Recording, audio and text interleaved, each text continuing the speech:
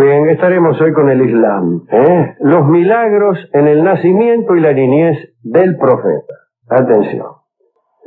El último hijo de Abd al-Muttalib se llamaba Abdallah y fue el padre del profeta.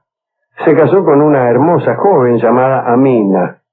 Abdallah era el hombre más bello de la Meca y todas las muchachas de la ciudad querían tenerlo por esposo. Discúlpeme, sí, pero me he emocionado mucho. Está conmovido.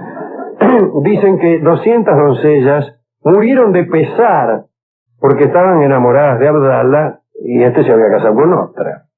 Abdallah no tuvo la suerte de recibir a Mahoma porque murió antes del nacimiento, durante el embarazo de Amina. No dejó herencia más que 5 camellos y una esclava. A lo largo de la gestación aparecieron en el seno de Amina señales prodigiosas que anunciaban la grandeza del hijo que esperaba. Un día oyó una voz que decía: el hijo que esperas llegará a ser el Señor y profeta de tu pueblo.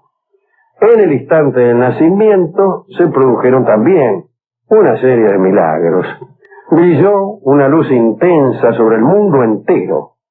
Con prodigiosa clarividencia, Amina pudo ver las siluetas de los camellos de Bosra a 1000 kilómetros de distancia. También vio las calles y los mercados de Damasco, como si se encontrara allí. Los palmares de Yatrib estaban iluminados notablemente. El fuego sacro de los templos de Zoroastro en Persia se extinguió. El lago Sawa volvió a sus secretas fuentes, dejando seca la cuenca. El Tigris inundó las tierras vecinas. El palacio del Khosru, rey de Persia, se conmovió hasta sus cimientos. ¿Será Cosroes? Los jinn, que son demonios, son los demonios islámicos, los jinn, fueron expulsados por los ángeles puros y arrojados a las profundidades del mar. Apenas nació, el niño dio muestras de precocidad. Tomó un puñado de tierra, miró al cielo y bendijo a Dios. Por otra parte, nació ya circunciso, como muy pocos, creo que son 12 en la historia, los que han nacido ya circuncisos. La comadrona no necesitó cortar el cordón umbilical. El profeta nació con el cordón cortado. Los ángeles bajaron del cielo en gran número y lo lavaron. Naturalmente ante el estupor de las mujeres que se habían acercado para hacer ellas mismas ese trabajo. Bueno, notaron con muchísima sorpresa que unos ángeles se comidieron para relevarlas de esa tarea y le pegaron ellos mismos una enjuagada. Amina, como era natural, estaba muda de asombro y temor ante esos prodigios. El abuelo del profeta, Abd al-Muttalib, dio una gran fiesta a los príncipes coraichitas el 7º día después del nacimiento. Y allí lo presentó al pibe como la naciente gloria del pueblo y le dio el nombre de Mohamed. Amina le buscó una nodriza, Claro, en aquella época muchas beduinas iban a la Meca para ofrecerse como madres de leche. Buscaban preferentemente a los hijos de los ricos. En este caso era un huérfano de familia pobre que no tentaba a ninguna de ellas. Sin embargo, Halima, esposa de un pastor que no había encontrado otro niño, aceptó a Mahoma y lo llevó a las montañas de su tribu, a pocas jornadas de la Meca. Se lo llevó. Siguieron los milagros, En el viaje desde la Meca, la mula que transportaba a Mahoma fue milagrosamente dotada del don de la palabra y aprovechó el animal para proclamar en voz alta que llevaba sobre su lomo al más grande de los profetas. Las ovejas, a su turno, se inclinaban al paso del recién nacido en actitud reverente. A los 3 meses Mahoma ya se sostenía en pie, a los 7 meses corría y a los 10 meses se unía al resto de los niños en juegos con arco y flecha. Al mes siguiente ya podía conversar con soltura, con la gente mayor y mostraba una sabiduría que dejaba atónitos a cuantos podían oírlo. Cuando Mahoma salía de noche de su tienda, 3 estrellas descendían del infinito azul y lo protegían. Sus amigos declaraban haber visto crecer la hierba en la ardiente arena donde él pisaba. Tales prodigios inspiraron temor a la nodriza, a Lima, y también al marido, que era pastor. No ganaban para susto. Imagínense, veían caminar al chico por la arena y la hierba crecer, Dios mío. Por fin decidieron devolver a Mahoma a la Meca y entregárselo a su madre. Le dijeron que temían que todo lo que sucedía fuera obra del demonio. Pero sobrevinieron nuevos milagros. Cierto día en que Mahoma, todavía un niño, estaba junto a su abuelo en una tienda, se presentaron 2 hombres, que en verdad eran ángeles, vestidos de blanco, y se le acercaron con una jofaina de oro llena de nieve. Se apoderaron de Mahoma, le abrieron el pecho, le sacaron el corazón, lo abrieron también y sacaron de él un coágulo negro, que era el mal y el pecado. Arrojaron lejos aquel coágulo, y hecho esto lavaron el corazón, lo volvieron a colocar en su sitio y cerraron el pecho con nieve purísima.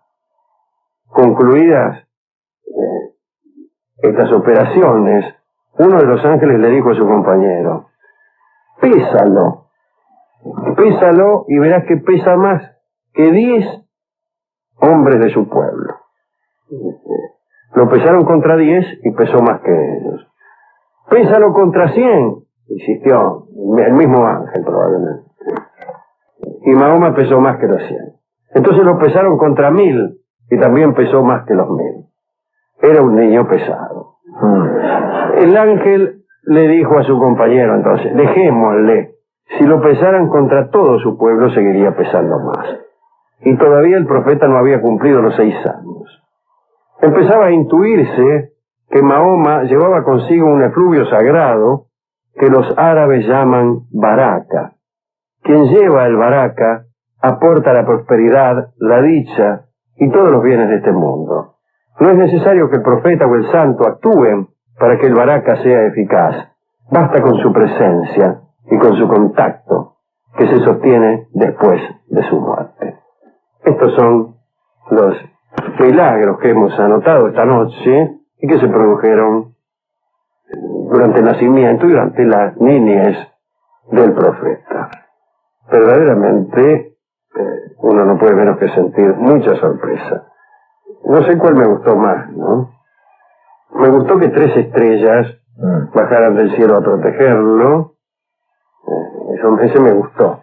El del corazón me parece un poco cruento e impresionante para el pobre abuelo que estaba ahí, ¿no? Presente, el viejo como habrá quedado, ¿no? Imagínense, uno está ahí con el nieto, sí. Vienen 2 tipos que ni siquiera dicen que son ángeles, porque me hubieran dicho que eran ángeles. Me hubieran avisado. Me hubieran avisado que eran ángeles, dice el viejo, bueno, vaya y pase, ¿no? Pero no me dijeron nada.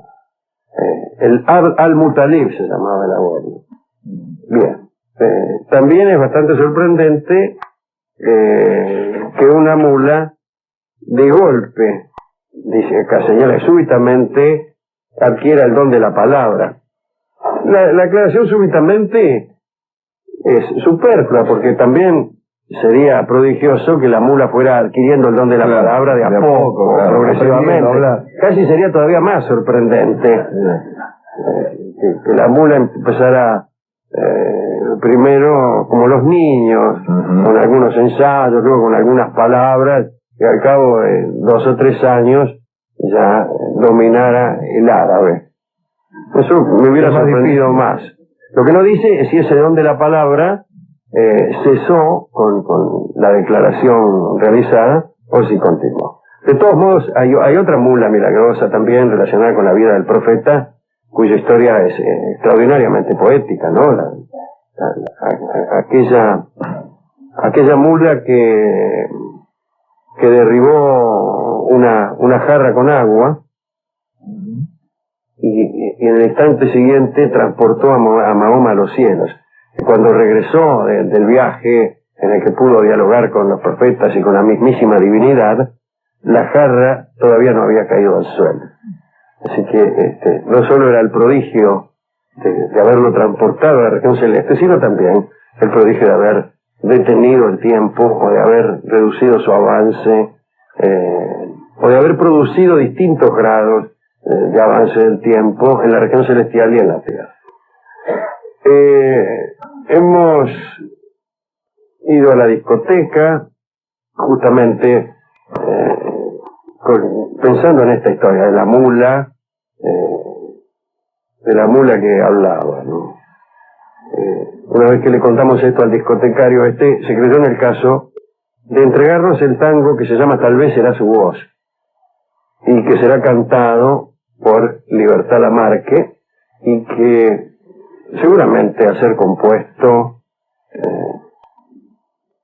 habrá tenido alguna resonancia, ¿me parece? Islámica. Yo creo que Mansi tal vez pensó en esta mula que hablaba, que ahora hizo tal vez era su voz, pero luego le pareció que era muy enojoso hacer un tango al respecto y conservó el título para disimular, el verdadero sentido de la historia. Bien, escucharemos ahora esta versión de Libertad Lamarque del famoso tango Tal vez será su voz. Bueno, a pedido de nuestro amigo que pedía milagritos y cabezas chinas. Sí. Bueno, hoy tenemos algunos milagritos. Este es conocido, un milagro bastante conocido del siglo VII. Ahí estaban los longobardos, que era... Bueno, estaba Marcelo con él. No, señor. No. Sí. Marcelo Longobardi, que ahora se mudó, pero en ese tiempo formaba parte de los longobardos. Era un grupo germánico que invadió el norte de Italia, lo que hoy es la Lombardía. Bueno, parece que hicieron prisionero a un diácono al que querían degollar, ¿no?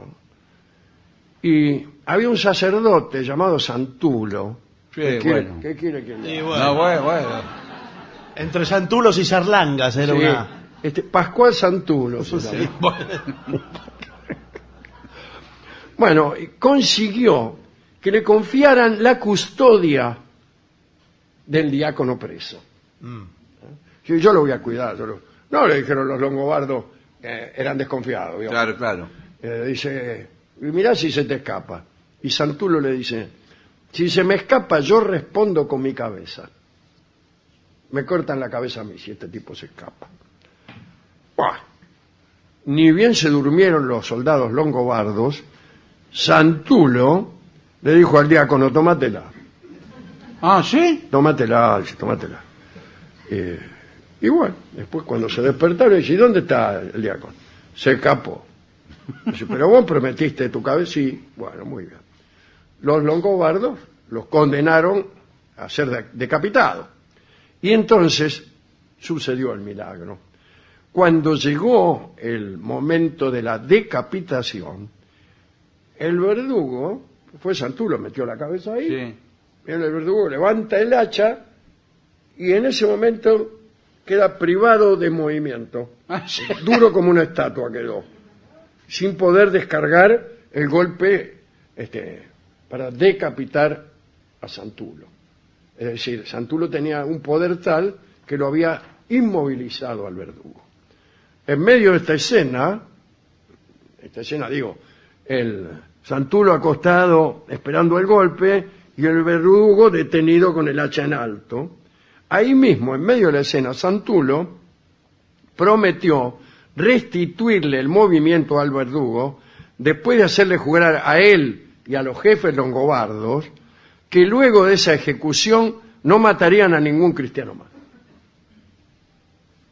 Bueno, bien. Bueno, cuenta la crónica que los longobardos, algunos espantados, otros directamente evangelizados, liberaron a Santulo. Sí, claro. Y le ofrecieron bueyes, caballos, su libertad, por supuesto, la libertad de otros presos que tenían por ahí. Bueno, le estoy agregando algunas cosas. Bueno, ya. Bueno, incluso iba a seguir agregando. Sí. Después de este reconocimiento, el verdugo recuperó su andar, digo yo. Está muy bien que el cronista haya tenido esta prolijidad, ¿no? De decir que el verdugo recuperó su movimiento, porque generalmente la historia termina con Claro. que se hicieron cristianos todos los longobardos, le regalaron cosas a Santulo, y del verdugo Claro. Claro, está nadie habla jamás. Pero siempre alguien le pregunta, ¿y el verdugo qué pasó? Claro, ¿Quedó? siempre hay un rolón Sí. que pregunta qué pasó con el chancho. Bueno, el verdugo, en respuesta a esa pregunta, pudo continuar cortando cabezas, aunque no se sabe si las de cristianos o qué. Ya Claro, por ahí claro, se sí. había cristianizado el verdugo, entonces empezó a cortarle la cabeza a los longobardos Claro. que aún permanecían paganos. Otro milagro. Lo ha contado San Ambrosio, famosamente el maestro de Agustín. Inés, este milagro me encanta. Inés era una hermosa doncella romana. Oh, Muy bien, bueno. mire qué manera de empezar Sí. un cuento. Había abrazado el cristianismo, a ella no me gusta. Bueno. Cuando se usa abrazar el cristianismo, ay, no hubiera podido elegir otra palabra. Bueno. Y había hecho voto de castidad, eso es lo importante. Es decir, estamos hablando de los primeros tiempos del cristianismo, ¿no? Con el Imperio Romano todavía pagano. Claro. Bien. Al verla, el hijo del noble Sempronio, Ujú. el hijo de Sempronio, se enamoró de esta chica. Pero no podía seducirla ni con dádivas ni con ruegos. Y bueno, tampoco es lo mejor para seducir a nadie. Sí, es raro, ¿no? La dádiva Sí. o el ruego. ¿Y el ruego? Si pasa una mina que te gusta, le das 50 centavos. Sí. Y le decís, dale, Y dale, dale, después dale. te arrodillás y decís, ¿qué te cuesta? Dale. Bueno. Dice, en tal caso, el hijo de Sempronio no acertaba, no podía levantarla. Pero el papá del muchacho, es decir, el mismo Sempronio, se enteró de lo mal que se sentía su hijo y lo ordenó en tanto que noble y funcionario que era, a esta chica Inés, que se rindiera a los deseos del joven. Ríndete a los deseos de mi hijo, dijo. Y ella se negó con firmeza. Muy bien. La otra noche me confesé con el cura de Santa Clara. Enojado, Sempronio usó su poder de funcionario y la hizo exponer desnuda en una mancebía. Preguntó, ¿dónde hay una mancebía por aquí?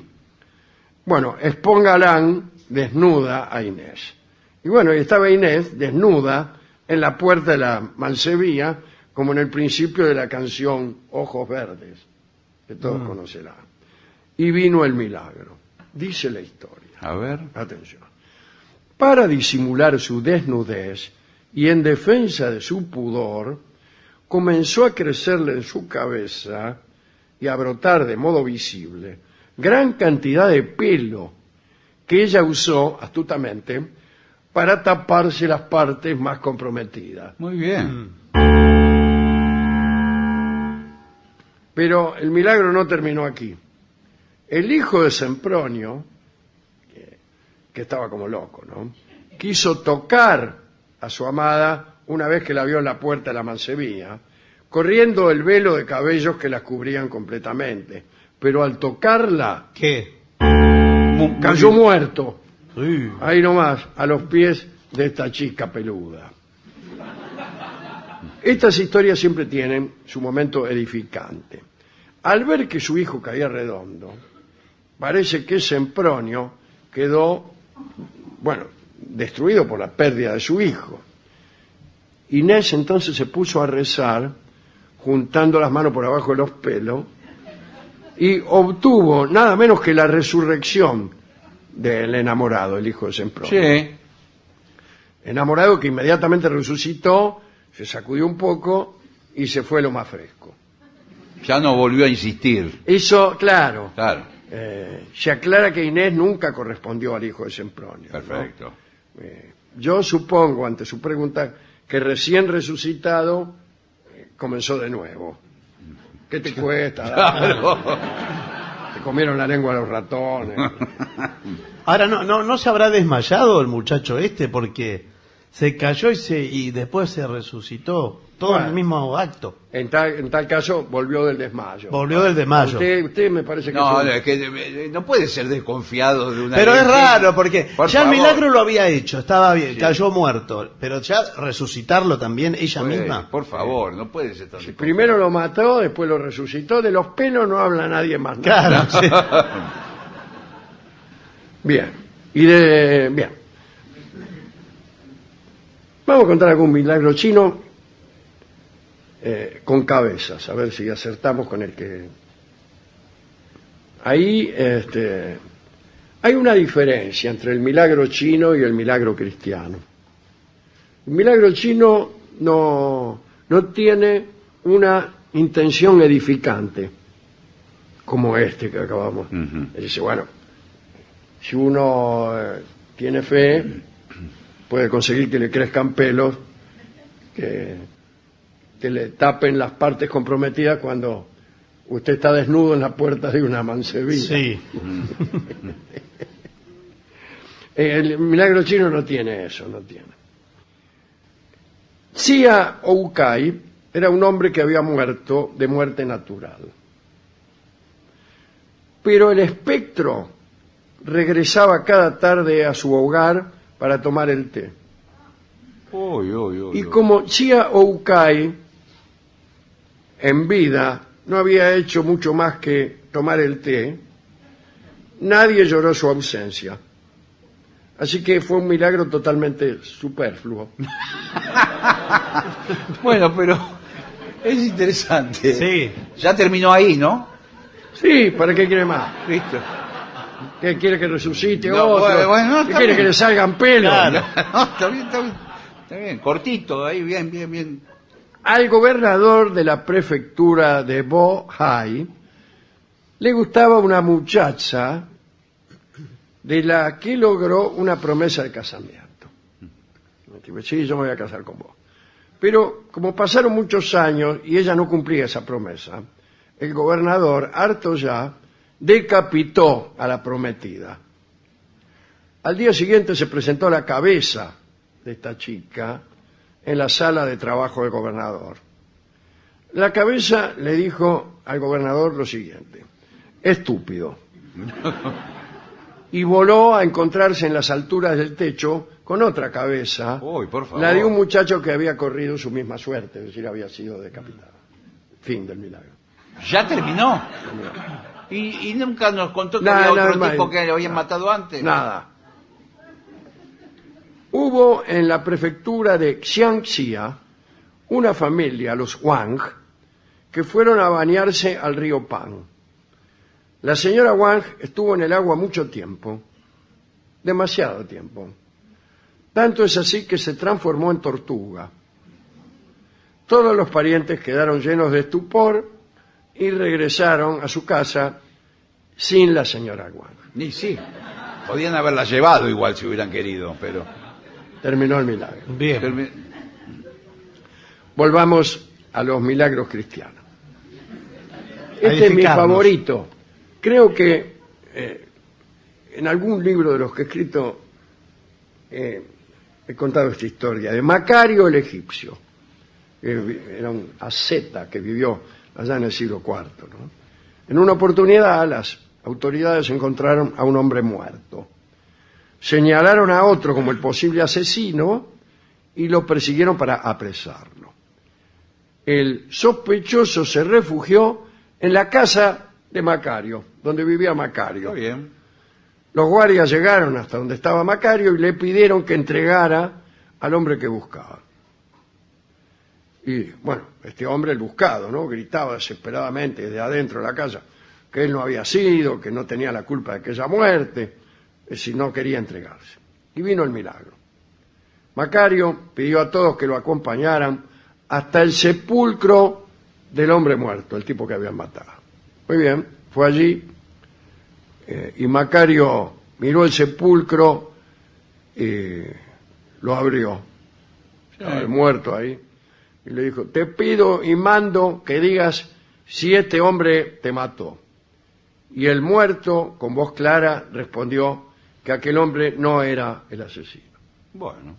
No, dice, este hombre no tiene nada que ver. Dijo él. Los presentes quedaron atónitos y luego le pidieron a Macario que le preguntara al muerto, ya que estaba, quién había sido el asesino. Claro, está bien. Sí. Macario dijo lo siguiente: a mí ¿Qué?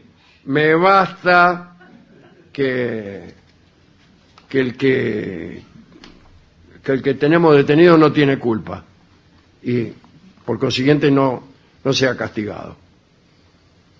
Después, si hay otro que fue, eso no me compete, dijo. Bueno, ¿Pero por qué? Pero qué poco dato. Y que se dio. volvió a la casa. En una palabra dijo, yo no soy alcahuete. No, bueno, está bien. Sí, bueno. Pero al tipo que lo mató. No se sabe quién lo mató, señor. Bueno, pero... Usted como Rolón también. Bueno, pero lo puede mandar al frente al asesino. Macario dijo, si quieren averiguar quién lo mató, encárguense ustedes. Dice, yo no soy ortiva de nadie. Está muy bien. Muy bien. Alguna vez contamos un milagro que consistía en castigar a un hombre con una lluvia particular. Una lluvia escueta que perseguía al desdichado allí donde fuere. Bueno, San Donato fue un obispo de la Toscana que vivió en el siglo IV. Parece que todo el mundo vivió en el siglo IV. Conseguía, merced a sus oraciones, sequías particulares. Es decir, no se mojaba si llovía, porque sobre él los aguaceros no caían nunca. Iba en el medio de la tormenta y en medio del vendaval con un pequeño territorio de escampada que le era propio, mirando lo más pancho. Terminó el milagro. Bueno, Muy bueno el milagro. ¿Cuál le gustó? a mí me gustó el de la cabeza de la mujer china, Sí. porque cuando flotó como un globo se encontró con otra cabeza que nadie sabía que estaba ahí arriba. Sí, señor. En el techo. ¿A usted? Me parece que el primero, también, el El de Santulo, de Santulo. el santo de hoy. Y cuidado, Santulo no es que se llamaba Tulo No es un no. santo. y era un santo, después habrá sido santo. Sí. Se llamaba Pascual Santulo. Pascual Santulo. Y a veces incluso decía Santulo Pascual, Sí. con resultados idénticos. Claro. Los longobardos, mejor dicho, lo escarnecían todo el tiempo. Y él le perdonó, después lo perdonó. Hemos ido a la discoteca y No hay disco de esto. No hay disco. hay un disco que se llama El Milagro, Ah, de Queen. sí, pero no habla de esto. No sé, Bueno, dura mucho, ¿Cuánto dura? Dura más de 5 minutos, así que tiempo tiene. Claro, para decirlo. Vamos a escuchar a Queen entonces. Vamos a hablar ahora de milagros. Tenemos nuevos milagros para engrosar nuestro viejo catálogo. En este caso, se trata de algunos sucesos milagrosos vinculados con algunos conocidos nuestros, o algunos personajes recurrentes de este programa. El primero es Álvar Núñez, cabeza de vaca. Ya hemos contado sus famosas caminatas, recorrió América del Norte, de este a oeste, y después caminó desde Santa Catalina en el Brasil hasta Asunción en Paraguay. Y en el camino de su primer periplo, en el camino por aquel lugar que más adelante sería en los Estados Unidos, sucedió algo sorprendente. ¿Saben ustedes que Álvar quedó solo junto a 3 hombres después del famoso naufragio que mató al jefe de la expedición, el célebre Pánfilo de Narváez, y a 600 tripulantes? Era el año de 1528 y justamente el libro que escribió Álvar Núñez contando estas cosas se llama Naufragios. Álvar Núñez entonces empezó su caminata. Los indios de la zona de la Florida, Los caribes eran, según algunos, antropófagos. Y lo atraparon a Álvar Núñez y a sus compañeros. Pero los españoles estaban tan flacos que los indios lo despreciaron y los arrojaron a un foso porque ni para comer se lo servían. Poco tiempo después del inicio del cautiverio, los caribes se propusieron sacarles algún otro provecho a estos presos. Los sacerdotes caribes creyeron que unos tipos que habían tenido tanto valor y habían hecho tantos esfuerzos, no podían dejar de tener una facultad igual o superior a la de sus propios hechiceros.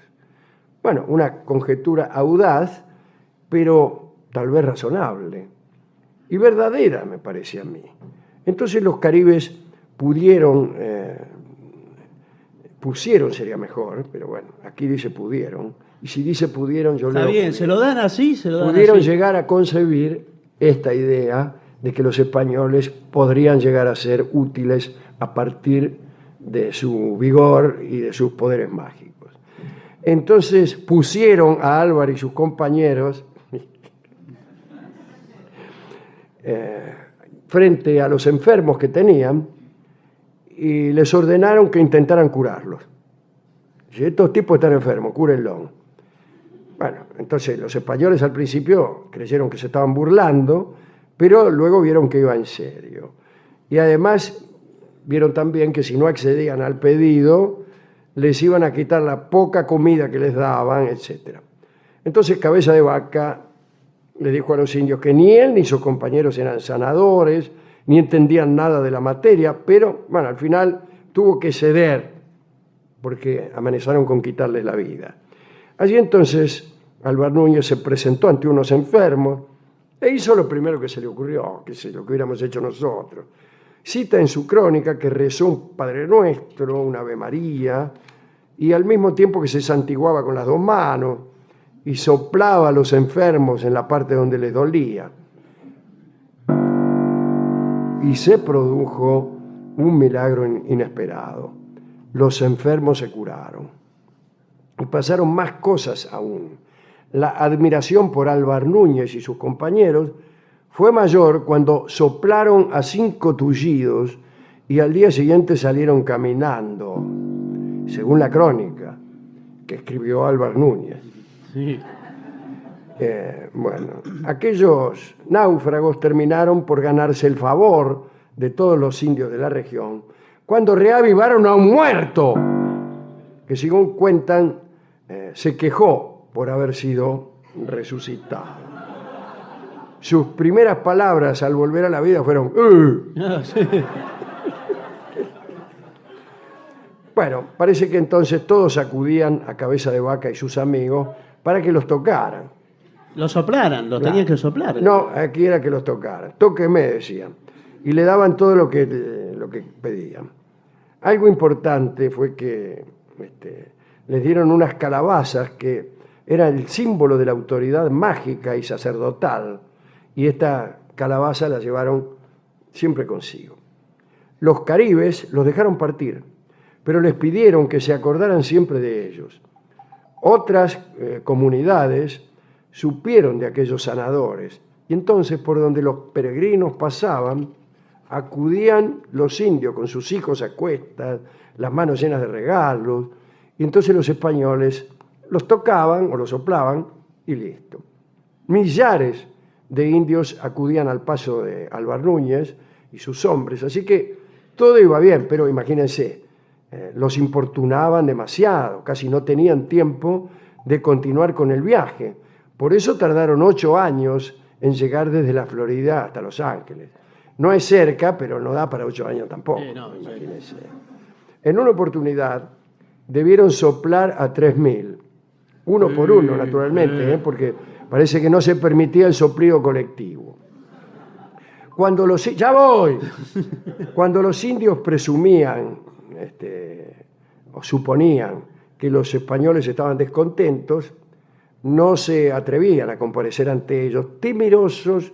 Al revés, cuando los indios creían que los españoles estaban enojados, evitaban verlos porque temían que una sola mirada de un español enojado pudiera causarle la muerte, ¿no? Bueno, por ese mismo motivo o por otros, uno de los compañeros de Álvar Núñez, Alfonso del Castillo, empezó a creérsela. Empezó a creer que sí, vio cómo es. Sí. Uno resucita a 2 o 3 muertos Y ya está. y ya se cree que puede adivinar cualquier carta. Ya. Bueno, eso le pasó a Alfonso del Castillo. Y bueno, a veces no acertaba a curar la enfermedad de alguno, y entonces decía que no había podido hacerlo porque sus antiguos pecados lo estaban estorbando, pero creía que era mago. Soy mago, soy mago. Álvar Núñez, en cambio, nunca se la creyó. Sin embargo, me huele a mí que estas historias de su propio libro Naufragio fueron inventadas. Yo no creo que haya resucitado ningún muerto, pero es una actitud interesante esta de Álvar Núñez, que funciona así. Yo te digo que no soy mago, pero cuento las cosas de un modo tal que vos sí te lo vas a creer. Y entonces me van a contradecir. Yo digo, no soy mago. Vos lees el libro y decís, sí, sos mago. Y me contradecís. No, sí, Claro. sos mago. Y es lo que yo quería. Y ahí está. Es lo que yo quería. No, bueno. Así que es un recurso interesante. Los siguientes milagros, este es el primer milagro que hemos contado, ¿no? El milagro de las sanaciones de Álvar Núñez y sus compañeros. El segundo se refiere al Papa Clemente IX y a Santa Rosa de Lima, que es una de las pocas santas americanas. Murió en el año 1617, Rosa. Era famosa por sus penitencias, sus raptos místicos y sus curaciones. Las exequias fueron multitudinarias. Bueno, fueron todas las autoridades, el virrey, don Francisco de Borja y Aragón, el arzobispo de Lima, don Bartolomé Lobo Guerrero. Bueno, 4 años después de la muerte de Rosa, el rey Felipe IV de España llegó al trono y lo primero que firmó fue una carta dirigida al Papa pidiendo la canonización de Rosa. Pero nadie le dio bolilla a esa solicitud, ¿no es cierto?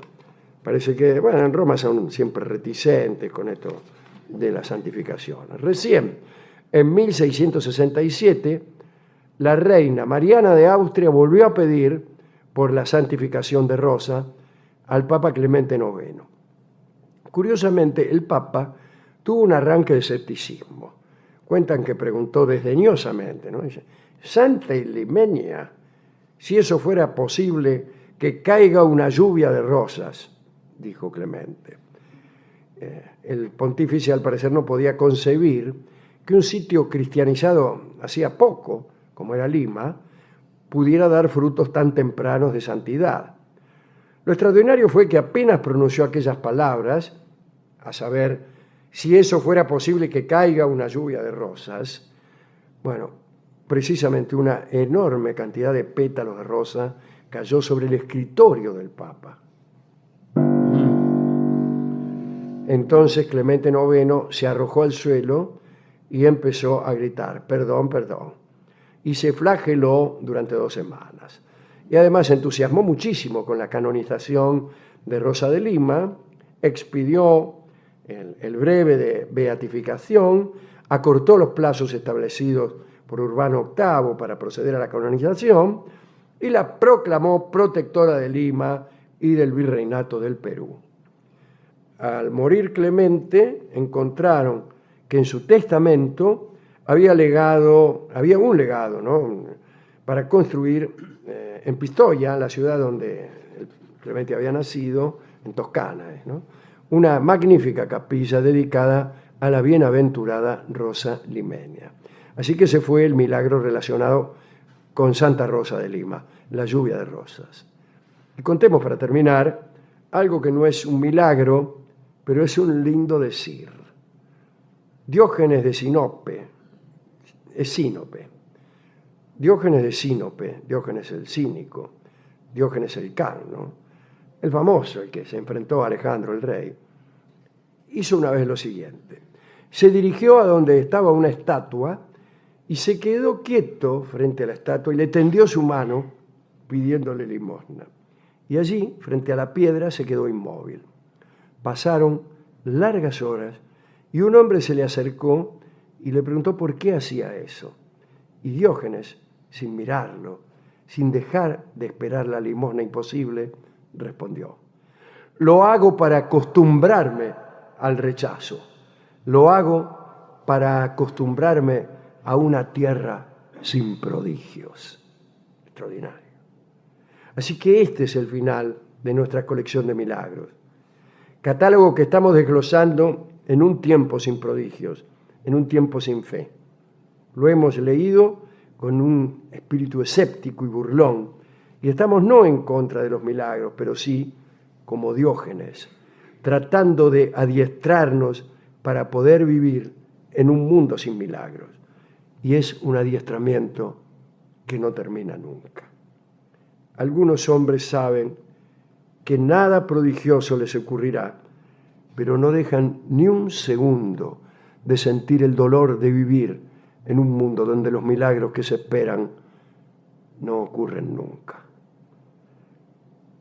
Voy a hacer un paréntesis porque me voy a dirigir a la plaza de enfrente a entrenarme un rato, a pedirle limosna a una estatua, yo, que no he hecho otra cosa durante largos años.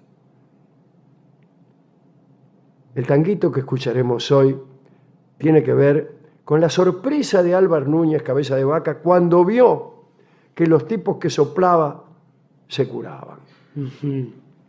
El tango se llama Sorpresa, es un sencillo tango de una enorme belleza y lo canta Carlos Gardel. Adelante. Hablaremos hoy de milagros fallidos, de milagros que fallaron, que salieron mal, por alguna falla en el cálculo, por falta de poder, etc. Ustedes saben que existieron algunos hombres, por ejemplo Simón el Mago, quienes trataron de imitar a Cristo, no en su humildad y en sus doctrinas, sino en sus milagros. Entonces, para demostrar su validez como profetas o lo que sea, procuraron gestar actos maravillosos, pero que eran incluso más contundentes que los del Cristo, más, hoy diríamos, cinematográficos. Más vistosos. Claro, más vistosos. Ahora, qué raro, el voluntarismo en el milagro es difícil. Porque uno le pone voluntad, por más que uno quiera. Bueno, pero si uno es capaz de hacer milagro, entonces sí. Sí, pero es raro que uno lo sepa así. Me parece que el que hace milagro no le pone un empeño particular. ¿No? ¿Te cree que no? Yo creo que no, bueno, sale. Veremos. A ver.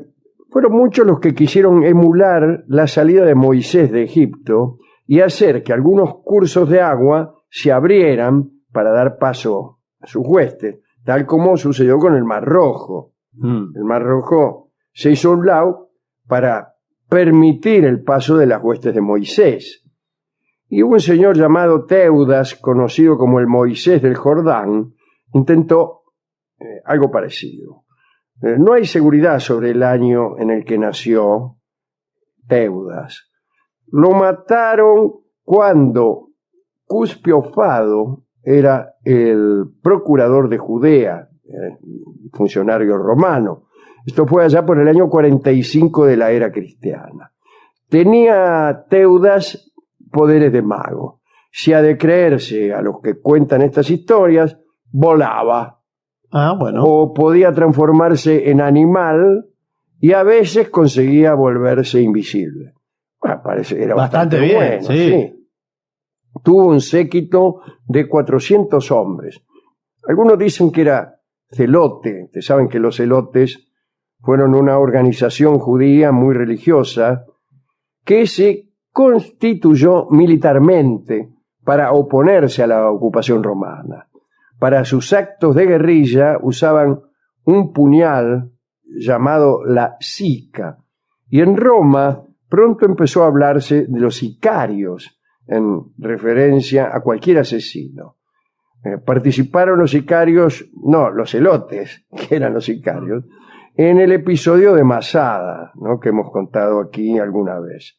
Y uno de los apóstoles de Cristo también parece que era celote.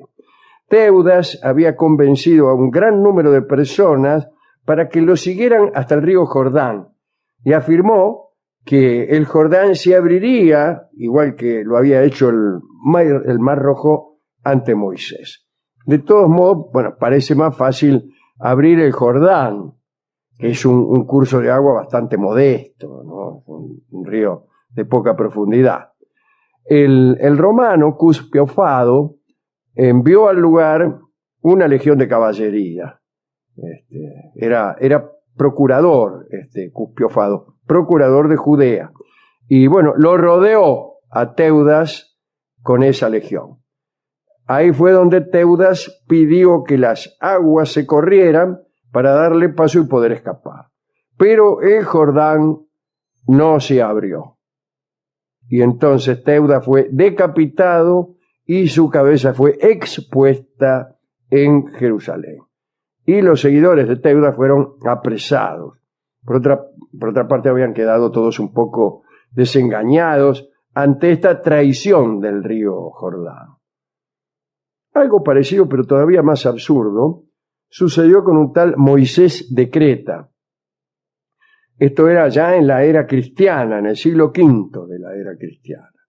Basándose en unos cálculos talmúdicos que preveían la llegada del Mesías entre el año 440 y el 471, Moisés de Creta se autoproclamó ungido de Yahvé y pretendió embarcar a los judíos de Creta en un nuevo éxodo. Sus fieles vendieron entonces todos sus bienes y un buen día se reunieron en lo alto de un promontorio vecino al mar. Moisés de Creta les explicó que el Mediterráneo se abriría, ya no el Mar Rojo, sino el Mediterráneo, que es un mar bastante menos proclive a abrirse. Bien, les dijo que de ese modo regresarían a Israel.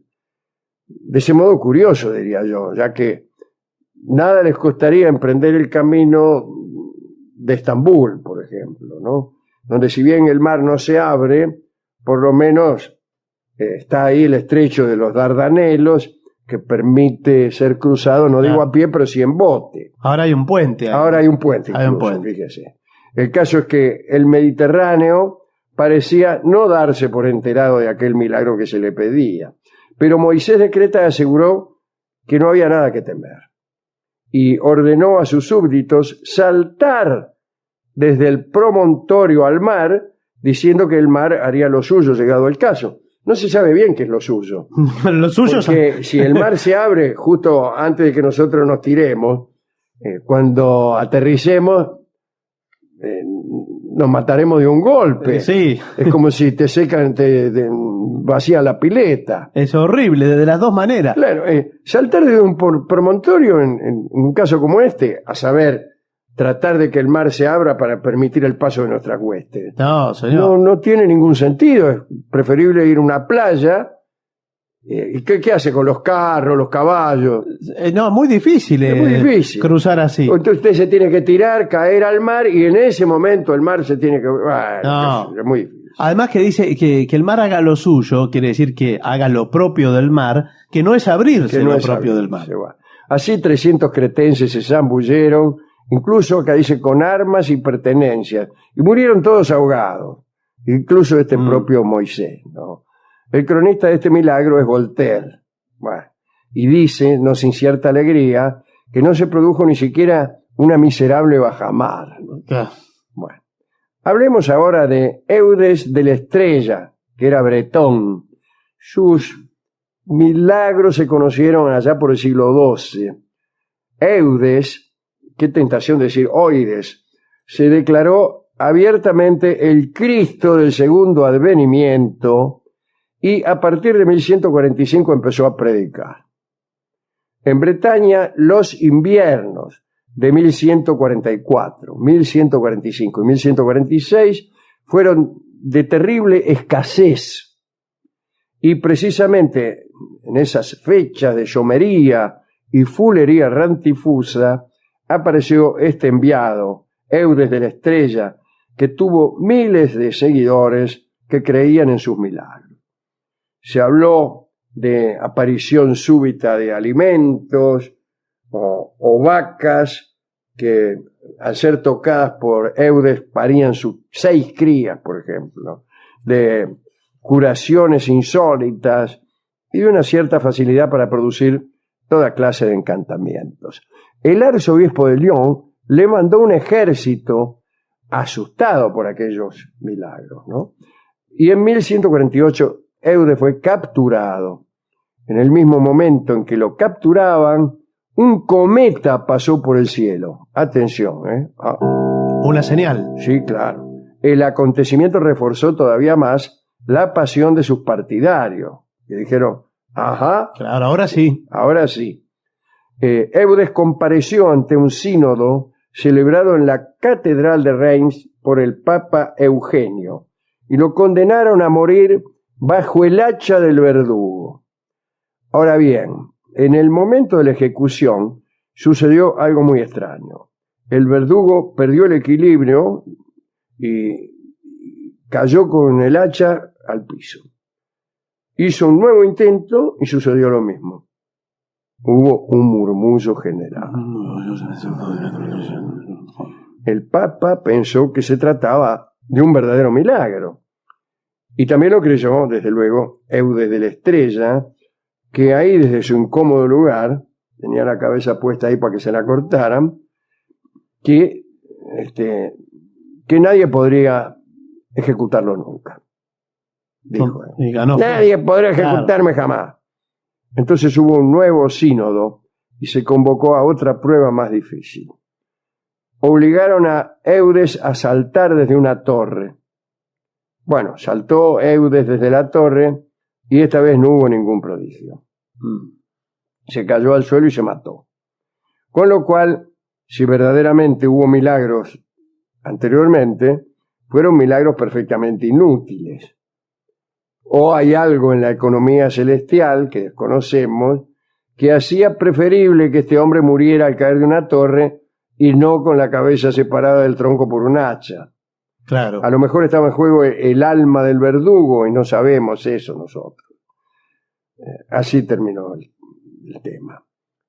Último asunto, el Mahdi, que vivió cerca de estos tiempos, a fines del siglo XVIII. Le llamaban el Mahdi de Egipto. Era una especie de mesías musulmán. Según sus partidarios, no nació, sino que cayó milagrosamente del cielo en 1799 en Trípoli. Un día estaban todos allí y cayó el tipo del cielo. Bueno, enseguida organizó un ejército antifrancés que se alzó contra las filas de Napoleón. Este hombre misterioso, no Napoleón, sino el Mahdi, decía que su cuerpo era visible, pero inmaterial, y que por lo tanto era invulnerable a las balas. Todos los días, ante una multitud, mojaba los dedos en una jarra de leche y se humedecía los labios, y ese era al parecer su único alimento. Era una persona muy frugal, como se ve. La carrera del Mahdi fue más bien breve. Sorprendió y mató en Damanhur a 70 soldados franceses. Bueno, con lo cual aumentó su prestigio.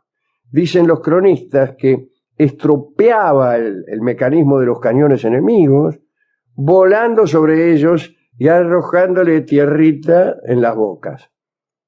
De cada Es una cañón. manera curiosa de estropear el mecanismo. Qué raro. El Mahdi aseguraba que bajo su protección su ejército era sagrado e invencible.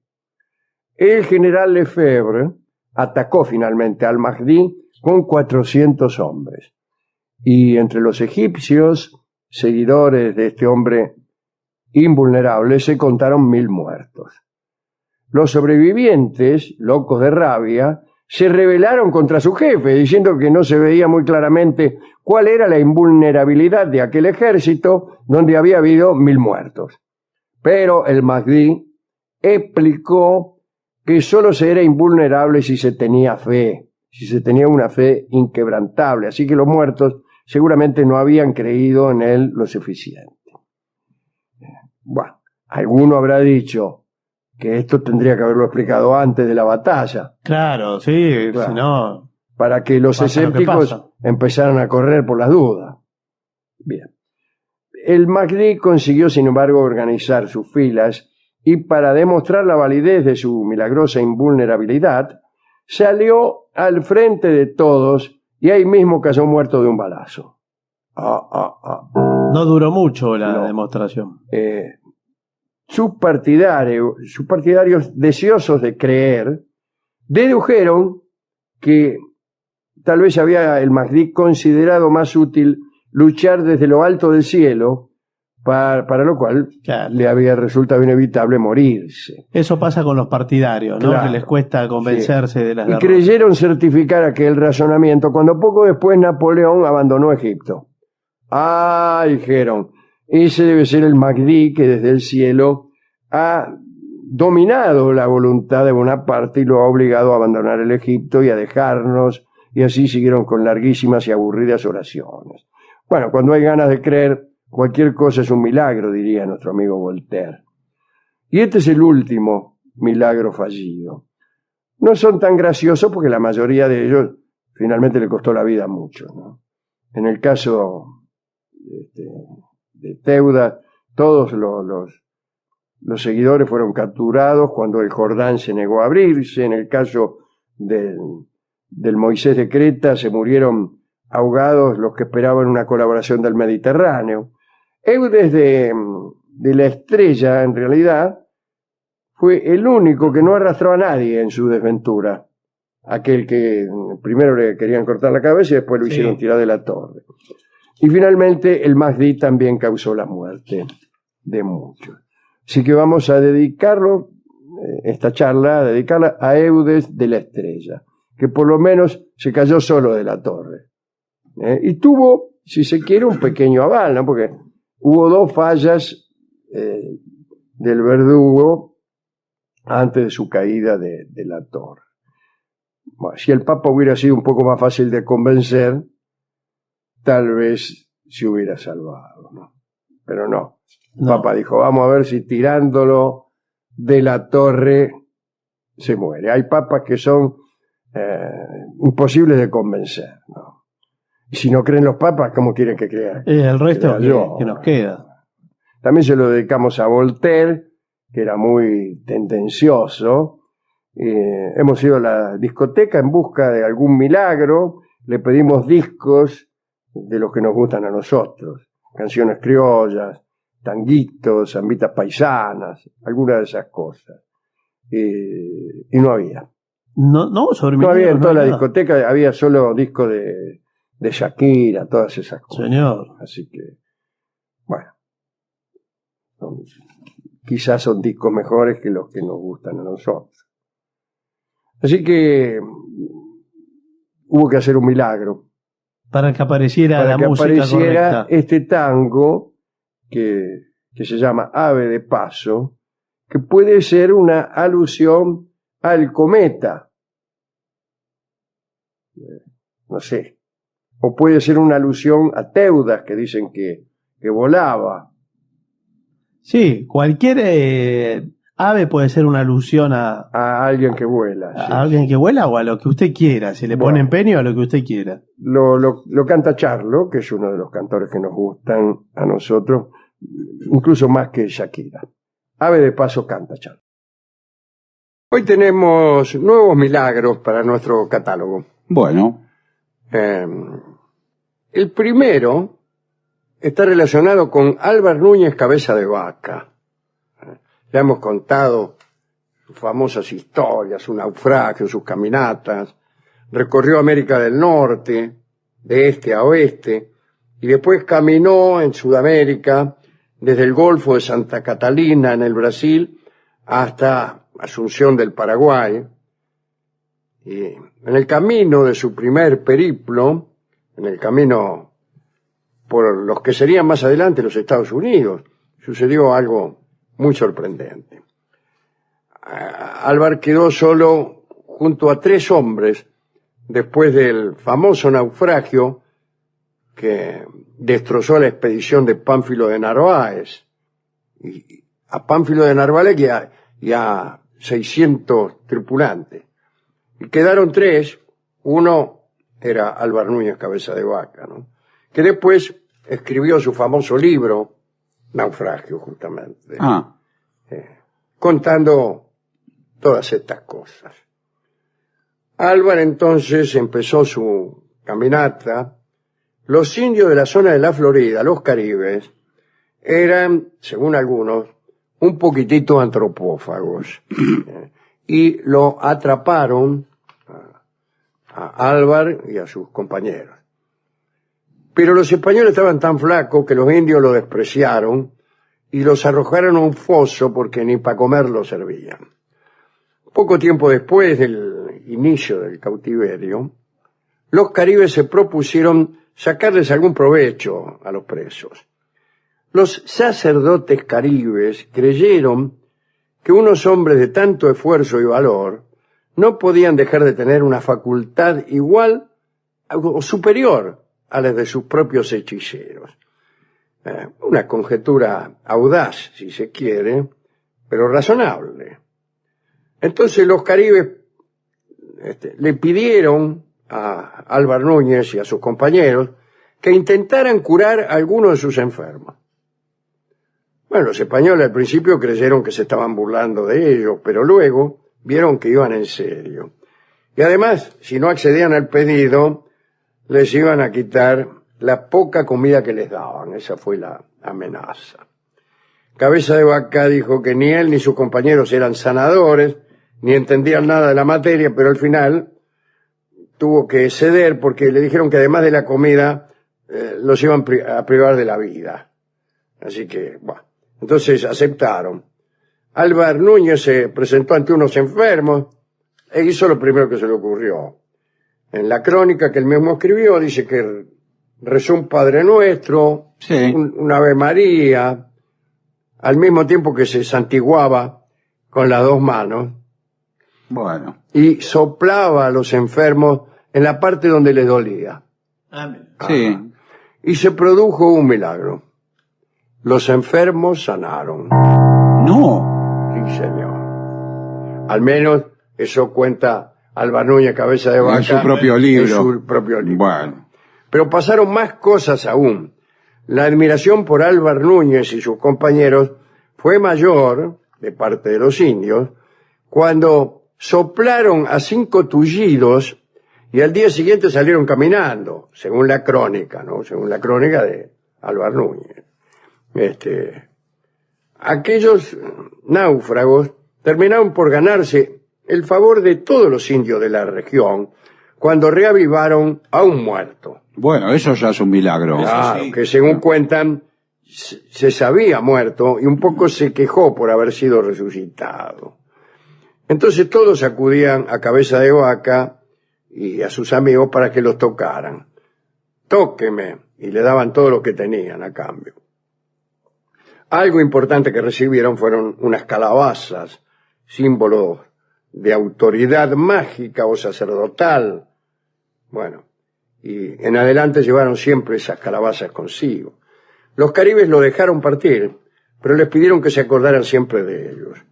Otras comunidades supieron de aquellas sanaciones, y así, por donde los peregrinos pasaban, acudían los indios con sus hijos a cuestas, las manos llenas de regalos.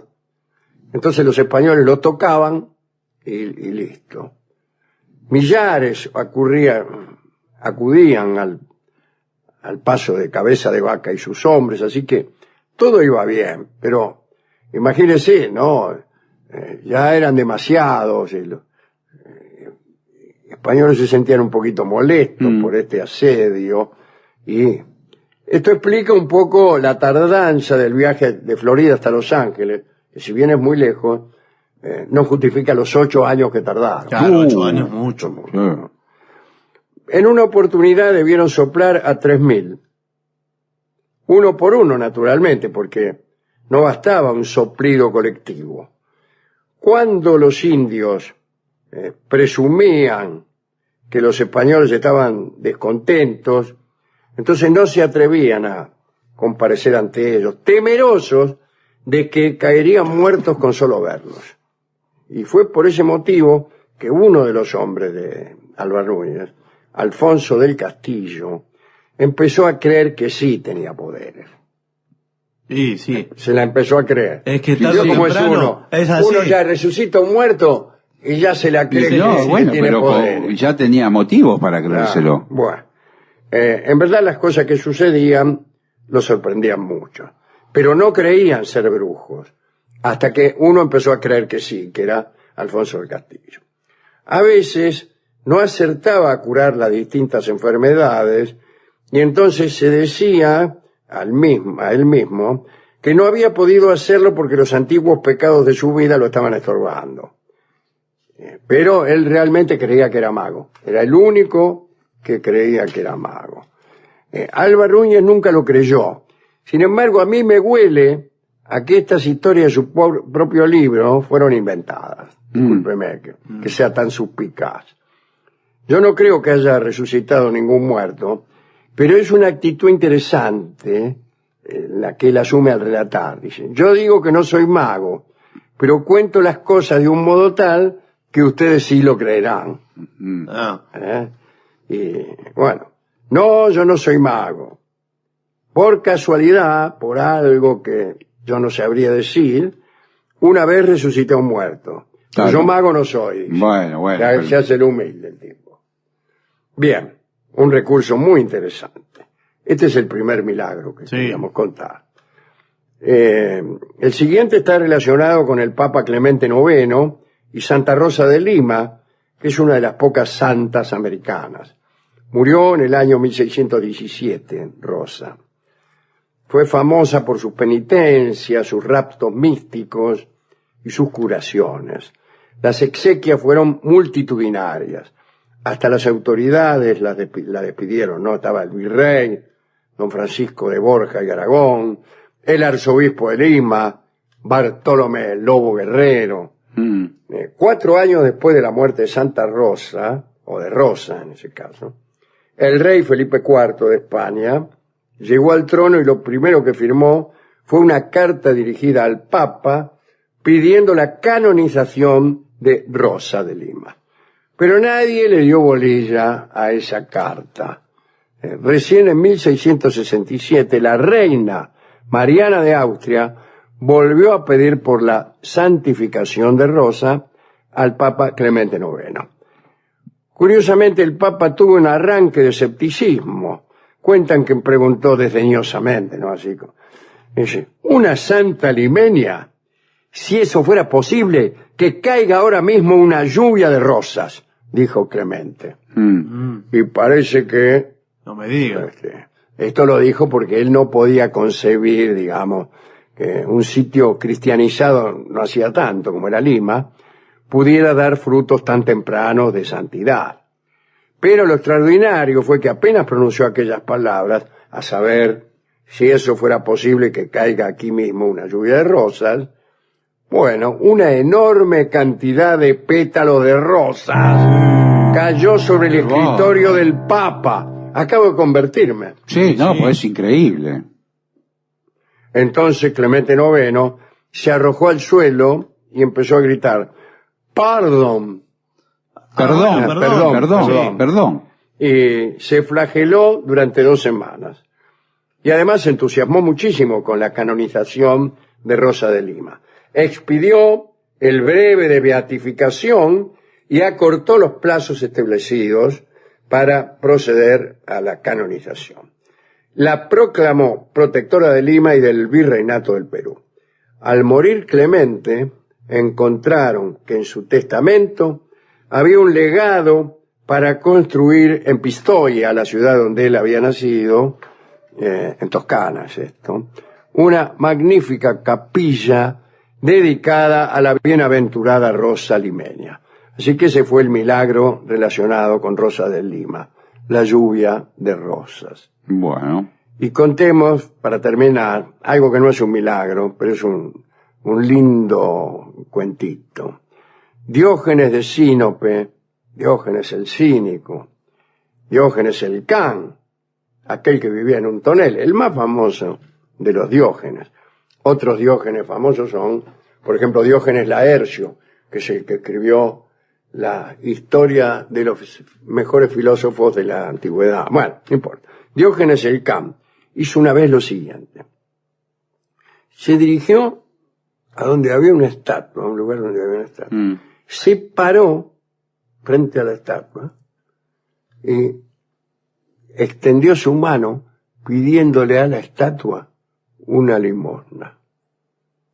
Y allí, frente a la estatua de piedra, se quedó inmóvil. Pasaron largas horas y un hombre se le acercó y le preguntó por qué hacía eso. Y Diógenes, sin mirarlo, sin dejar de esperar la limosna imposible, respondió: lo hago para acostumbrarme al rechazo. Lo hago para acostumbrarme a una tierra sin prodigios. Así que este es el final de nuestra pequeña colección de milagros. Un catálogo que estamos construyendo en un tiempo sin prodigios, en un tiempo sin fe. Lo hemos leído con un espíritu escéptico y burlón. Estamos no en contra de los milagros, pero sí, como Diógenes, tratando de adiestrarnos para poder vivir en un mundo sin milagros. Y es un adiestramiento que no termina nunca, ¿no? Algunos hombres saben que nada prodigioso les va a ocurrir, pero no dejan ni un segundo de sentir el dolor de vivir en un mundo donde los milagros que se esperan no van a ocurrir nunca. Voy a hacer un paréntesis porque me voy a dirigir a la plaza de acá enfrente a entrenarme un poco, ¿no? A pedir limosna a una estatua. Yo que no he hecho otra cosa durante largos años. El tanguito que escucharemos hoy tiene que ver con la sorpresa de Álvar Núñez Cabeza de Vaca cuando vio que los tipos que soplaba se curaban. El tango se llama Sorpresa. Bueno. Y canta Carlos Gardel. Adelante. Hablaremos esta noche de refutadores de los milagros de Cristo. Voltaire ha escrito acerca de algunos personajes que, con argumentos históricos o con discursos apasionados por lo menos, intentaron refutar, desmentir los milagros atribuidos a Jesús. En la época moderna, Thomas Woolston, un doctor en Cambridge, fue el primero que tuvo la audacia de no admitir en los evangelios más que un sentido alegórico y espiritual. Sostenía que ninguno de los milagros de Jesús se había realizado. Parece que Woolston escribía mal, sin arte, con un estilo confuso y grosero, pero con enorme convicción. Probablemente lo uno era la causa de lo otro. Sí. Los 6 discursos que compuso contra los milagros de Cristo se vendían públicamente en Londres y en su casa. Desde 1727 hasta 1729 se hicieron 3 ediciones de 20.000 ejemplares, muchísimos para la época. Sí. Cuenta Voltaire que, temblando, dice él mismo, ¿no?, realizó la crónica de Thomas Woolston. El doctor de Cambridge, antes de dar cuenta de sus refutaciones, decía cosas tales como que Jesús era un pordiosero, un hermano colector, y que antes de dedicarse a predicar en los caminos reales, fue un pobre aprendiz de carpintero. Escribió Woolston al respecto: es sorprendente que la curia romana no conserve entre sus reliquias alguna obra de sus manos, por ejemplo una mesita. Ajá. Dice Woolston. El trabajo de este hombre dirigió sus críticas sobre todo con los muertos que resucitó Cristo. Afirmaba que un muerto resucitado hubiera llamado la atención y hubiera asombrado al universo. Wollstone, ya basado en algunos saberes históricos, decía que toda la magistratura, sobre todo Pilatos, debía haber formado procesos verbales. Era costumbre que el emperador de Roma pidiera a procónsules, pretores, gobernadores de provincia, qué sé yo, que les informaran acerca de todo.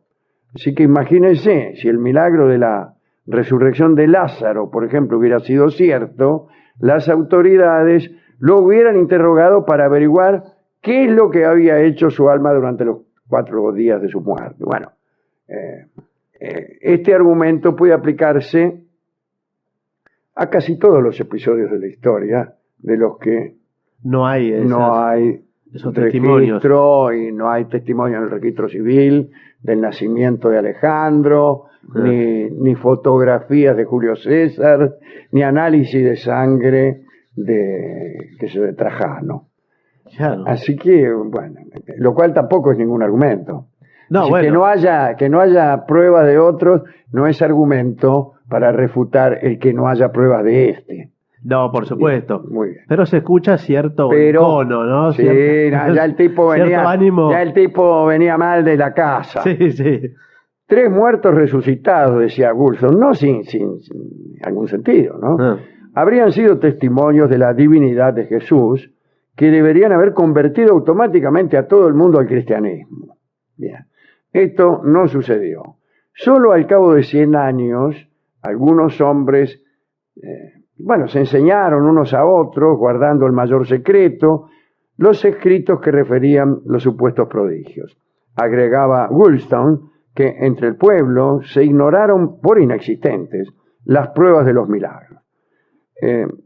No lo mencionaron, al menos en los primeros 2 siglos, ¿no? No lo mencionaron ni Flavio Josefo, ni el sabio Filón, ni ningún historiador griego o romano de aquella época. Flavio Josefo no fue exactamente contemporáneo, pero casi. Y fue contemporáneo del emperador Tito o del general, cuando este emperador era general, conquistó Jerusalén allá en el 70. Pero fue más o menos casi de las mismas generaciones que Cristo, ¿no? Y lo menciona, pero casi nada, muy poco. Bueno, pero no importa. Sí. Thomas Wollstone, si es que lo menciona, Thomas Wollstone dedicó cada uno de sus discursos a un obispo. Las dedicatorias no fueron nada amigables. Acusó a los obispos de orgullo, avaricia y ambición desmedida. Uno de estos obispos, harto de padecer los insultos de un miembro de Cambridge, denunció a Wollstone y se inició entonces un proceso. En el año 1728 encarcelaron a Wollstone. Debe haber sido un obstáculo para la venta de sus escritos que se hizo, como se ha dicho aquí mismo, entre 1727 y 1729. Lo vendía en su casa y estaba en cana. Claro, raro eso. Bueno, se lo sentenció además a pagar una multa por blasfemo. Debe haber estado pocos días en la cárcel. Unos amigos lo sacaron de la cárcel, ya me imaginaba, tras pagar una fianza enorme. Claro, dejate de jorobar con eso de los milagros y qué sé yo. Wollstone, sin embargo, no paró de blasfemar. Llegó a decir que el milagro de los panes había sido la dádiva de un panadero próspero y solidario que seguía la prédica del Cristo. Mire, es menos creíble la dádiva de un panadero próspero y que solidario. la multiplicación de los panes. Sí. Más veces he visto panes multiplicarse que panaderos ser generosos. Cuenta Voltaire que los vecinos se juntaban para escupir a Wollstone. Claro. ¿Para qué juntarse para escupir? Sí, no es una actividad que requiera... Por separado lo puede hacer. Se puede uno, incluso diría que hasta es mejor escupir cada uno por separado que juntar los esputos colectivos para arrojárselos en un solo acto a Wollstone. Bien, parece que Wollstone, tras limpiarse, saludaba afectuosamente. Murió poco tiempo después de salir de la cárcel en su casa de Londres. Sus últimas palabras fueron: "Este es un paso que todo caballero debe dar. se refiere a la muerte. Y sí, eso. Es un gesto muy, muy sajón, ¿no? El decir cosas supuestamente graciosas en momentos dramáticos. Esto ¿Lo dicen o es parte del humor que sí, es parte, hacen los de alrededor, sí, digo?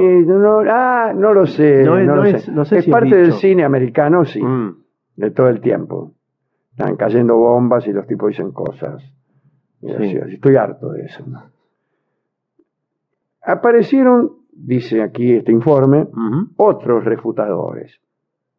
Como lo había hecho Goulston, digo con respecto a la imposibilidad de que se hubieran operado milagros, la resurrección, etc.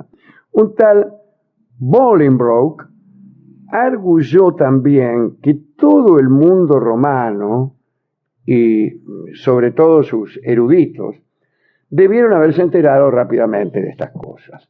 Una difusión, especialmente de la resurrección, que empezara 2 siglos más tarde, lo certificaba, decía el tipo, como falso. Algo que recién lo empiezan a contar 200 años después, bla, bla, bla, bla. Dice Voltaire: el libro más terrible que apareció contra las profecías y contra los milagros fue el que compuso Lord Bolingbroke. Por fortuna, su estilo es tan pesado y empalagoso que se necesita extraordinaria paciencia para leerlo. La fe puede estar tranquila, dijo Voltaire, que tanto detestaba a la superstición como a los pésimos escritores. A principios del siglo XVII surgió otro personaje que osó decir que los milagros del Nuevo Testamento eran falsos. Era un sacerdote de Lorena que se llamaba Nicolás Antonio. ¿Qué tal? La verdad es que sus argumentos ya no eran los que podían provenir de una indagación histórica. Los de Nicolás Antonio fueron discursos desde otra fe, y su discusión fue más bien la de un mártir. Allá por 1630 abrazó el protestantismo y fue ministro de una orden en Ginebra. Allí, tras una intensa lectura de textos hebreos, llegó a una ecuación extraña, no se sabe muy bien cuándo ni cómo, ¿no? Pensaba que si los protestantes tenían razón contra los papistas, los hebreos, más alejados aún de los papistas que los protestantes, debían tener más razón todavía. Efectivamente es una ecuación un poco extraña. A eso le llamaba pensar. La cuestión es que se convirtió al judaísmo y se fue a Venecia. Allí tuvo un alumno de teología, al que convirtió también, pero que al poco tiempo lo abandonó porque no tenía vocación de mártir. Un día Nicolás Antonio se fue descalzo a Ginebra a declarar ante los jueces que sólo había una religión verdadera en el mundo, que no había más que un Dios, que esa religión era la judía, que se volvía indispensable que la gente comenzara a circuncidarse. Aseguraba Nicolás Antonio que los funcionarios del Imperio Romano habían aceptado falsos milagros cuando la política los obligó a adoptar las supersticiones del pueblo para subyugarlo mejor. Recién entonces, decía Antonio, se habían difundido historias de peces multiplicados. Antes no. Nicolás Antonio fue apresado. El Consejo de los Predicantes de Ginebra opinó que había que sangrarlo de la vena cefálica, haciendo que tomara baños y buenos brebajes. Bien. Digamos que lo creyeron loco. Sí, o algo así. Se dijo también que si en Roma vivían 8.000 judíos, en Ginebra se podía tolerar a uno. O sea, fue un discurso más bien de tolerancia. Se elevó la opinión al Consejo de Gobierno, que al leer la palabra tolerancia se indignó. Imagínense. Deseando encontrar un pretexto para quemar a un hombre, lo que en aquel tiempo sucedía ya raras veces, opinaron que Nicolás Antonio debía morir en la hoguera. La sentencia se ejecutó el 20 de abril de 1632 en un campo llamado Plain Palais. Habían llegado para ver aquella muerte unas 20.000 personas. Esto es la glosa de estos escritos de Voltaire. Y hemos pensado una canción piadosa Para todo, le diría. para todo. Para todos, Para también el que para cree, Voltaire. para el que no cree, Sí. para el que se siente reconfortado por la fe, para el que no puede abrazarla, para el que queda queriendo abrazar la fe, queda abrazando el aire, como quien quiere abrazar un sueño o un fantasma. Suplicando a la cruz se llama esta hermosísima y breve canción que canta Edmundo Rivero acompañándose él mismo en China. ¿Qué digo? Hemos hablado muchas veces de los catálogos oficiales de maravillas que había en China. Bueno, hoy tenemos nuevos. Por ejemplo, en la mitología china se cuenta el movimiento de los montes de los inmortales que flotaban en las aguas. De eso hemos hablado. Pero parece que en tiempos históricos se trasladaron algunos montes reales, no míticos, y que estos traslados provocaron importantes problemas regionales. Por ejemplo, un monte llamado Guay se hallaba originalmente en medio de un lago en la subprefectura de Dongwu. Un día, después de una noche de mucho viento y mucha lluvia, los lugareños se encontraron con que el monte no estaba más. ¿Qué pasó? Pero para hacer este milagro más enfático, sucedió que los hombres que vivían en la subprefectura de Uiji, a unos cuantos kilómetros de ahí, amanecieron con un monte nuevo en su región. Lo llamaron rápidamente Monte Extraño.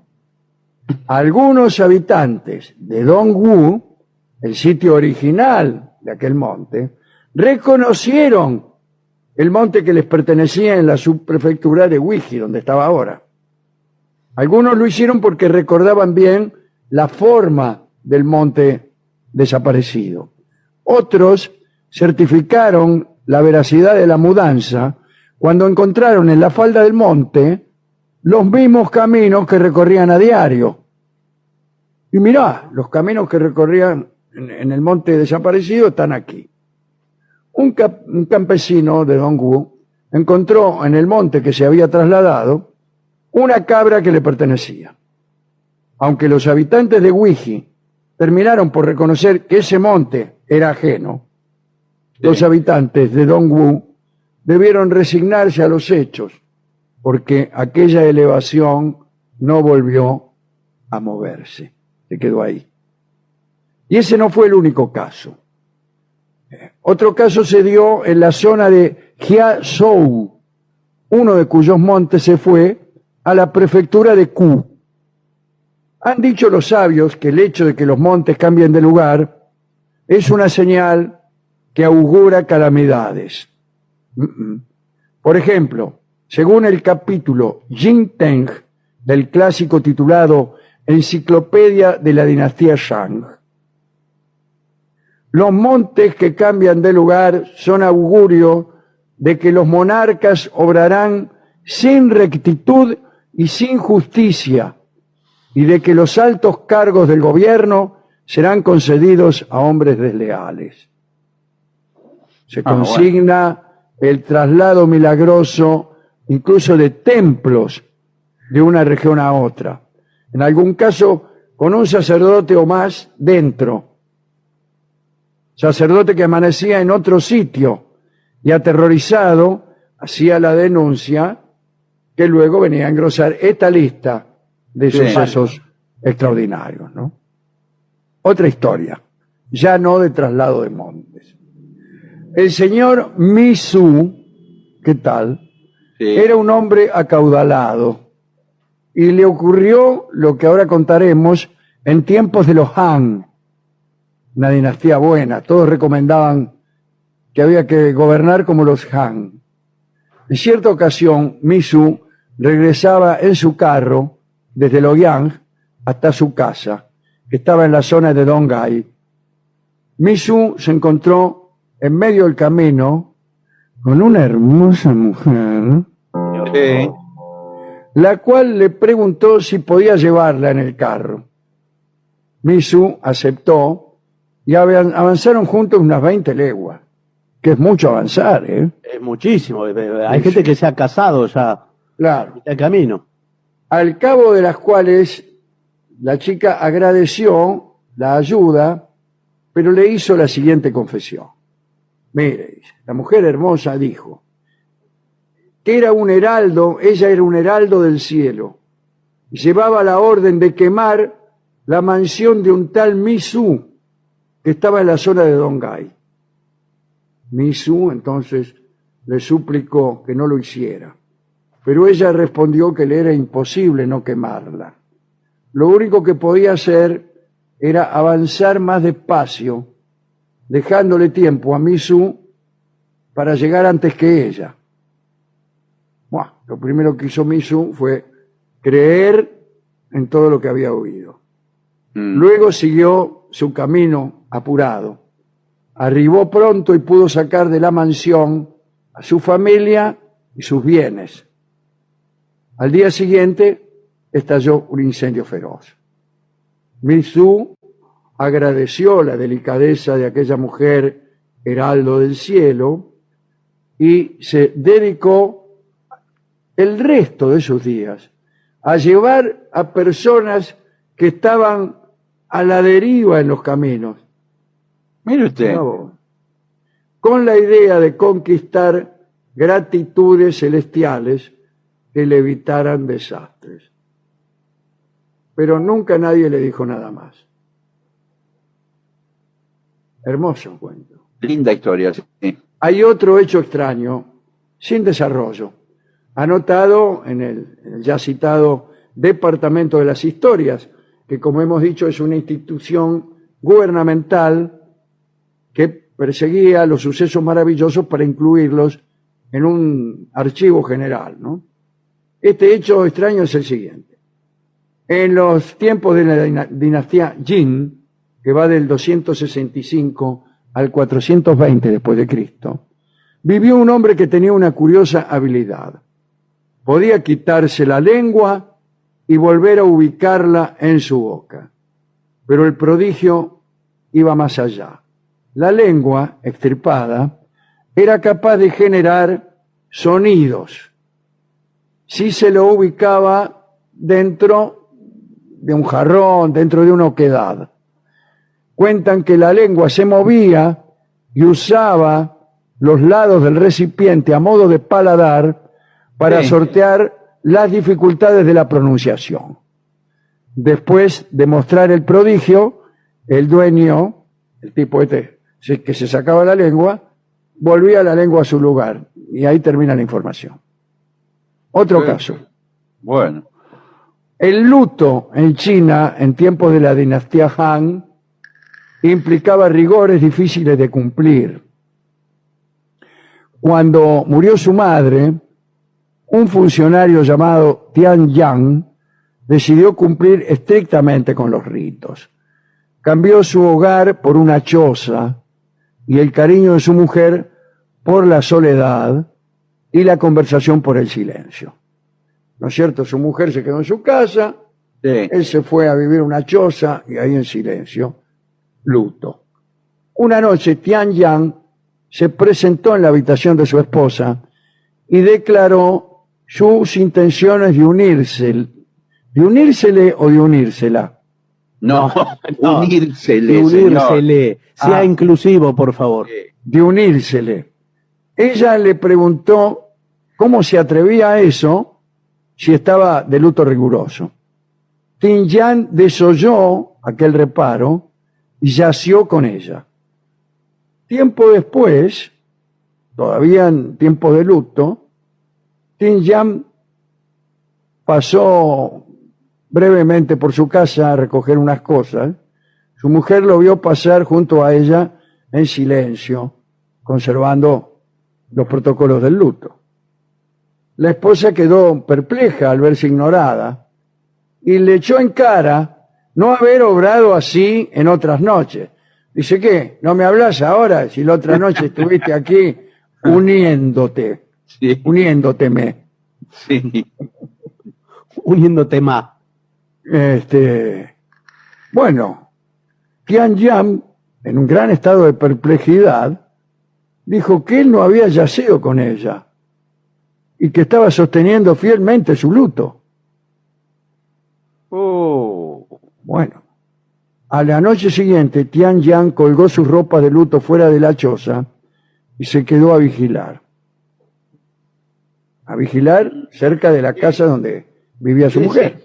A ver si aparecía un tipo. Claro, al poco rato apareció un perro blanco. Se acercó a la ropa, la tomó con las fauces y al instante se convirtió en un hombre, más precisamente en Tian Yan. Entonces el verdadero Tian Yan salió detrás de sí mismo, digamos. Se vio a sí mismo llegar a la cama de su esposa. Bueno, el verdadero Tian Yan ahuyentó a golpes al impostor que se esfumó. Pero la historia no terminó allí, porque la mujer sintió una deshonra tan grande que perdió la vida. Claro. Se anota en el departamento de historias que Tian Yan sintió profunda pena cuando se preguntó cuál era la deshonra, en tanto y en cuanto quien había participado del vaivén amoroso con su esposa había ejercido una sustitución perfecta. Pero, ¿qué quiere? Así son las esposas chinas. Estos son los cuentos que tenía yo para contar. Vamos a escuchar la canción que se llama Llévame carretero, Sí. en honor al Al tipo llevaba que fue alertado del abordado por la hermosa mujer que era un heraldo del cielo, quien le advirtió acerca del inminente incendio de su mansión. Este tango fue compuesto pensando en ese episodio. Canta Carlos Gardel.